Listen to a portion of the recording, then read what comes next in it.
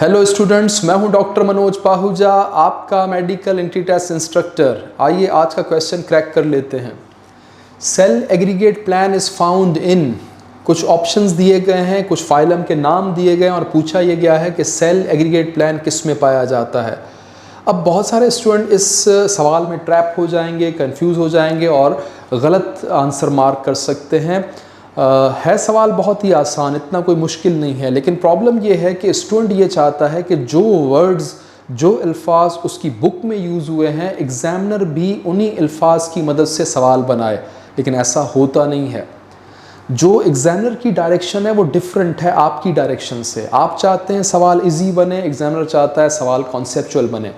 आप चाहते हैं जल्दी से आप क्वेश्चन अटैम्प्ट कर लें, एग्जामिनर चाहता है नो, स्टूडेंट को सोचना पड़े। आप चाहते हैं जो अल्फाज यूज़ हो रहे हैं वो बिल्कुल आसान हों, बिल्कुल किताब वाले हों, एग्जामिनर कभी भी ऐसा फॉलो नहीं करेगा, वो अपने हिसाब से क्वेश्चंस की जो अल्फाजों की तरतीब है उसको अलग डिज़ाइन से बनाएगा। बेसिकली एग्जामिनर ये चाहता है कि आप स्टूडेंट्स कॉन्सेप्ट को फॉलो करें, आप अर्न करें क्वेश्चन को, आप नंबरों को हासिल करें मेहनत करके। इसके लिए ज़रूरी है कॉन्सेप्चुअल स्टडी। अगर आपने कॉन्सेप्चुअल स्टडी की होगी तो फिर आप लफ्ज़ों के ट्रैप में फंसेंगे नहीं। मिसाल के तौर पे यहाँ पे जो अल्फाज इस्तेमाल हुए हैं, सेल एग्रीगेट प्लान, इसका ताल्लुक है बॉडी की ऑर्गेनाइजेशन से। हमारा जिस्म कैसे बना है, मिसाल के तौर पे अगर मैं ह्यूमन बॉडी की तख्लीक की बात करूँ तो ह्यूमन बॉडी को बनाते हुए ये लेवल्स होते हैं। सबसे छोटा लेवल है एटम का। एटम दूसरे एटम्स के साथ मिलके बनाता है मॉलिक्यूल्स। मॉलिक्यूल्स दो किस्म के होते हैं, micro molecules and macro molecules. Micro molecules जो कि छोटे साइज़ के होते हैं, मैक्रो मॉलिक्यूल्स जो कि बड़े साइज़ के होते हैं। Micro molecules low molecular weight होता है इनका, जबकि मैक्रो मॉलिक्यूल्स का मॉलिक्यूलर वेट हाई होगा। माइक्रो मॉलिक्यूल्स की एग्जाम्पल है अमाइनो एसिड, मैक्रो मॉलिक्यूल की एग्जाम्पल है प्रोटीन। माइक्रो मॉलिक्यूल की एग्जाम्पल है ग्लूकोज, मैक्रो मॉलिक्यूल की एग्जाम्पल है कार्बोहाइड्रेट्स। माइक्रो मॉलिक्यूल की एग्जाम्पल है fatty acid and glycerol, macro molecule की एग्जाम्पल है लिपिड्स। माइक्रो मॉलिक्यूल की एग्जाम्पल है न्यूक्लियोटाइड्स और मैक्रो मॉलिक्यूल की एग्जाम्पल है न्यूक्लिक एसिड्स। तो ये जितने भी मैंने नाम लिए हैं ये सब हमारे जिस्म में प्रेजेंट होते हैं। माइक्रो मॉलिक्यूल भी हमारे जिस्म में है और मैक्रो मॉलिक्यूल भी हमारे जिस्म में है, बल्कि इसको इस तरह कहना चाहिए कि माइक्रो मॉलिक्यूल्स और मैक्रो मॉलिक्यूल्स की कॉम्बिनेशन से सेल बनता है। What is cell? एक आम डेफिनेशन तो आपने सुनी होगी कि cell is the basic structural and functional unit of the body. ये तो घिसी पीढ़ी डेफिनेशन सब ने पढ़ी हुई है, लेकिन सेल को हम इस तरह भी डिफाइन कर सकते हैं कि सेल इज़ एग्रीगेशन ऑफ या combination of micro molecules and macro molecules. पानी जो कि माइक्रो मॉलिक्यूल है, बहुत सारा पानी हमारे सेल में प्रेजेंट होता है। इसी तरह से अमाइनो एसिड, इसी तरीके से ग्लूकोज, इसी तरीके से फैटी एसिड, न्यूक्लियोटाइड्स, ये हमारे सेल में प्रेजेंट होते हैं।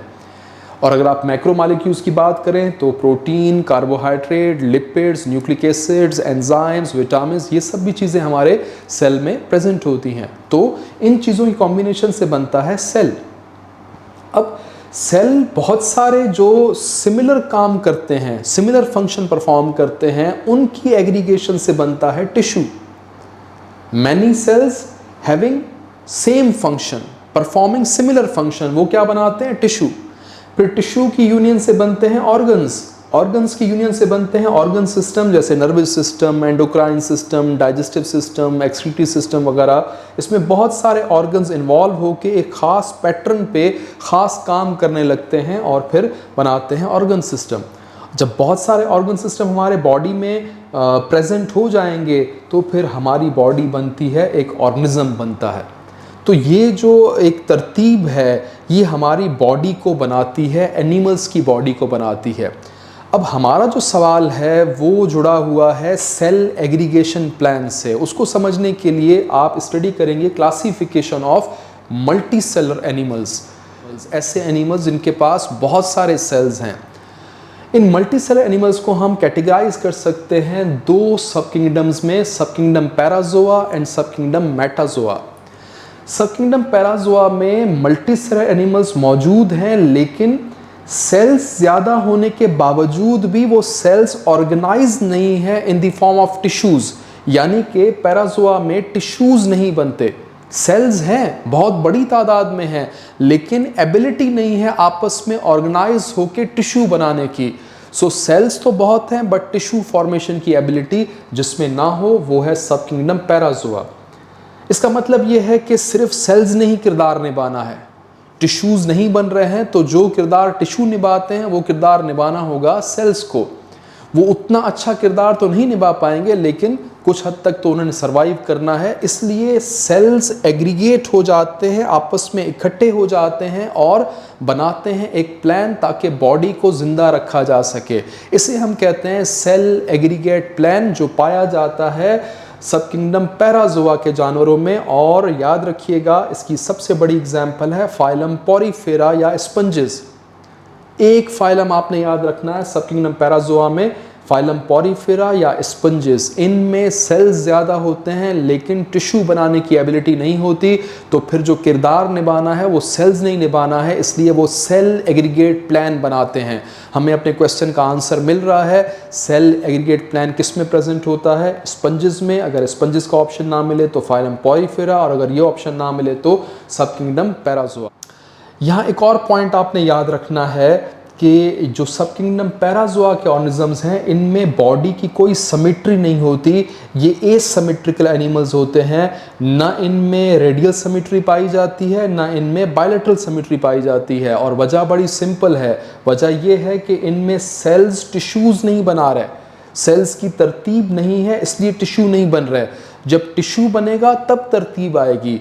जिन ऑर्गेनिजम्स में टिश्यू फॉर्मेशन होती है उनमें कोई ना कोई सिमेट्री पाई जाती है, या तो रेडियल सिमेट्री या तो बायलैटरल सिमेट्री। इन ऑर्गेनिजम्स में कोई सिमेट्री नहीं है बिकॉज टिश्यू फॉर्मेशन नहीं हो रही। सेल्स सिर्फ और सिर्फ आपस में इकट्ठे होकर एक एग्रीगेट प्लान बना रहे हैं ताकि वो बॉडी को जिंदा रख सके। कोई टिश्यू फॉर्मेशन नहीं है, कोई सिमेट्री नहीं है, ऐसे ऑर्गेनिजम्स को आप कहेंगे एसिमेट्रिकल एनिमल्स। और इसकी सबसे बड़ी एग्जांपल है फाइलम पोरीफेरा। इंपॉर्टेंट सवाल है, इस तरह पूछा जा सकता है आपसे कि वो कौन से ऑर्गेनिजम्स हैं या वो कौन सा फाइलम है जिसमें ना ही रेडियल सिमेट्री पाई जाती है ना ही बायलैटरल सिमेट्री पाई जाती है, तो आपका आंसर होगा फाइलम पोरीफेरा या स्पंजेस। दूसरी कैटेगरी की तरफ आते हैं, सब किंगडम मेटाजोआ। ये भी मल्टी सेलर हैं, लेकिन इनमें जो सेल्स हैं वो ऑर्गेनाइज हो जाते हैं इनटू टिश्यूज़। कैसे सेल्स? जो सिमिलर फंक्शन परफॉर्म करते जाएंगे, वो सेल्स आपस में इकट्ठे होते जाएंगे और ख़ास किस्म का टिश्यू बनाएंगे। मिसाल के तौर पे ऐसे सेल्स जिन्होंने ब्लड को पंप करना है, वो सेल्स कार्डिक टिश्यू बनाएंगे। मिसाल के तौर पे ऐसे सेल्स जिन्होंने रिस्पॉन्स देना है, जिन्होंने स्टिमुलाई को रिसीव करना है, जिन्होंने पार्टिसिपेट करना है नर्व इम्पल्स ट्रांसमिशन में, वो सेल्स इकट्ठे होकर नर्वस टिश्यू बना देते हैं। तो टिश्यू की फॉर्मेशन डिपेंड करती है सेल्स के फंक्शंस के ऊपर। तो सिमिलर फंक्शंस परफॉर्म करने वाले सेल्स ने इकट्ठा होकर स्पेसिफिक टिश्यू बनाना है, और जहाँ टिश्यू बनता है वहाँ पर सिमेट्री होती है, या तो उनमें होगी रेडियल सिमेट्री जैसे फाइलम सीलियंट्रेटा, फाइलम अकाइनोडर्मेटा, या फिर जो एडवांस सिमेट्री है बायलैटरल सिमेट्री जैसे कि phylum Annelida, phylum नीमाटोडा, phylum arthropoda, phylum Chordata, उनमें पाई जाती है बायलैटरल सिमेट्री। अब रेडियल सिमेट्री क्या है, बायलैटरल सिमेट्री क्या है, ये कहीं और टॉपिक डिस्कस हो जाएगा। फिलहाल हमारा जो मेन कंसर्न था वो था सेल एग्रीगेशन प्लान किस में पाया जाता है, तो हमारा आंसर है फाइलम पोरीफेरा या स्पंजेस। आते हैं अपने ऑप्शंस की तरफ। पहला ऑप्शन है फाइलम नाइडेरिया या सीलियंट्रेटा। तो सेल एग्रीगेट प्लान जो है वो नाइडेरियंस में नहीं पाया जाता। क्यों नहीं पाया जाता? बिकॉज इनका ताल्लुक है मेटाजोआ से। ये ऐसा फाइलम है जो मेटाजोआ सब किंगडम में आएगा, जिसका ये मतलब है कि सेल्स इनके ऑर्गेनाइज होकर टिश्यू बनाते हैं, और जहाँ टिश्यू बनते हैं वहाँ पर सेल एग्रीगेट प्लान वर्क नहीं करता, बल्कि टिश्यूज़ खुद काम कर रहे होते हैं। दूसरा ऑप्शन है स्पंजेस। ये हमारा करेक्ट आंसर है क्योंकि ये पैराजोआ से ताल्लुक़ रखते हैं। पैराजोआ में हमने डिस्कस कर लिया कि सेल्स तो ज़्यादा होते हैं लेकिन टिश्यू फॉर्मेशन नहीं होती, सेल्स खुद ही इकट्ठे होकर बॉडी का निज़ाम चला रहे होते हैं। ऑप्शन सी है राउंड वर्म्स। ये भी रॉन्ग है क्योंकि ये मेटाजोआ है।